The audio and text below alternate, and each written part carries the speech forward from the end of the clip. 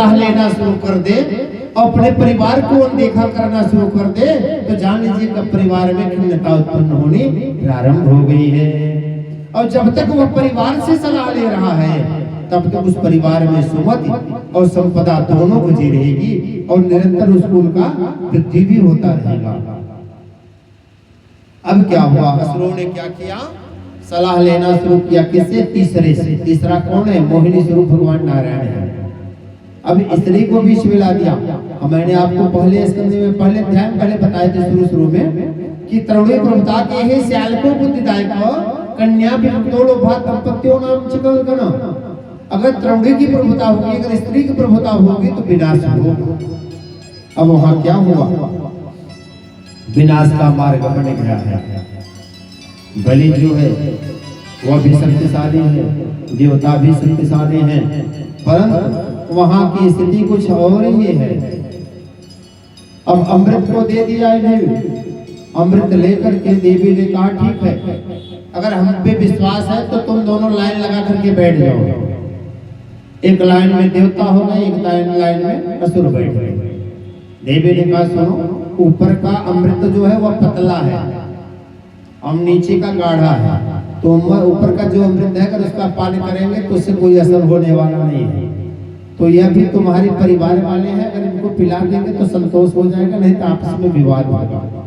तो पहले इनको पिला दे फिर आप लोगों को पिलाए।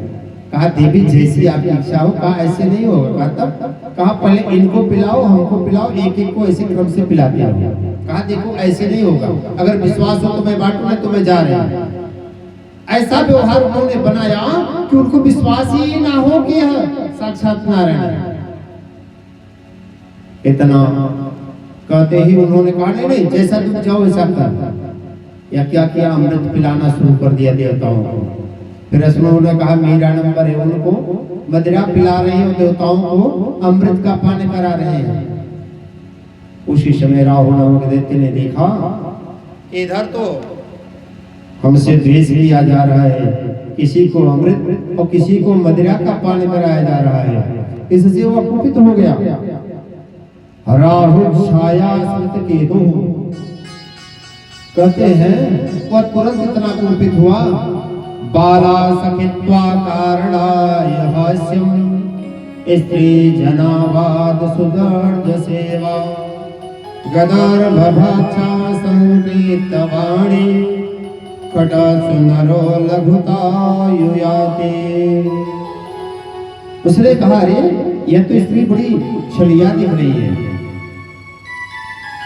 वो धीरे से इस लाइन से उठा और जाकर के देवताओं की लाइन में लास्ट में बैठ गया। कहा, चंद्रमा और सूर्य के मध्य में जाकर के स्थिर हो गया, वहीं बैठा। चंद्रमा को पिला चुके थे, सूर्य और बीच में वह बैठ गया। राहु उसको अमृत पिलाया, फिर सूर्य को जो पिला दिया। और पिलाते ही उसने कहा अरे प्रभु आपने यह क्या कर दिया। कहा क्या कहा, यह असुर है। इतना सुनते ही भगवान ने अपने चक्र से उसको काटा, लेकिन वह अमृत का पान करने के कारण वह अमर हो गया। अमर हो गया, उसे अमृत तो जब प्राप्त हो गया उसे देवताओं में एक स्थान मिल गया। वह राहु और केतु के नाम से पहले 7 ही ग्रह थे, तो और बढ़ गए 9 के रूप में वह पूजे जाने लगे।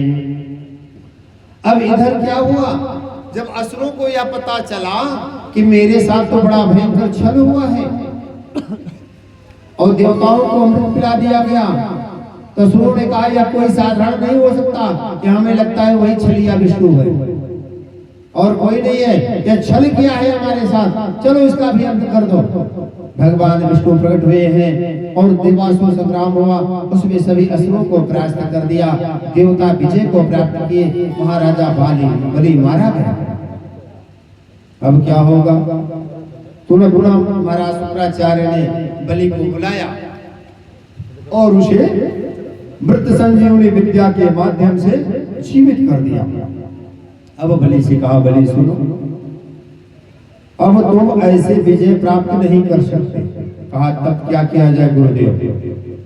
कहा ऐसा करो, अब विजय प्राप्त करने के लिए दूसरा उपाय अपनाओ, और जब दूसरा उपाय अपनाओगे तभी जाकर के तुम्हारा कल्याण होगा, अन्यथा ऐसे कल्याण होने वाला नहीं है।